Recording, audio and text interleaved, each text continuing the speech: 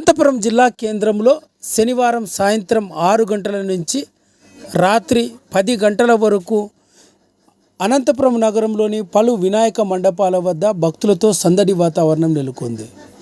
అనంతపురం నగరంలోని కొత్తూరు అమ్మవారిశాల వద్ద, సప్తగిరి సర్కిల్లోని వినాయక చౌక్ వద్ద, 2వ రోడ్లోని ఒడ్డే వినాయకుని వద్ద, పలు వినాయక మండపాల వద్ద వినాయక చవితి పండుగల సందర్భంగా విఘ్నేశ్వరుని ప్రతిష్ఠించిన సందర్భంలో పెద్ద ఎత్తున భక్తులంతా కూడా పాల్గొని గణనాథుని దర్శించుకొని ప్రత్యేక పూజలు నిర్వహిస్తున్నారు.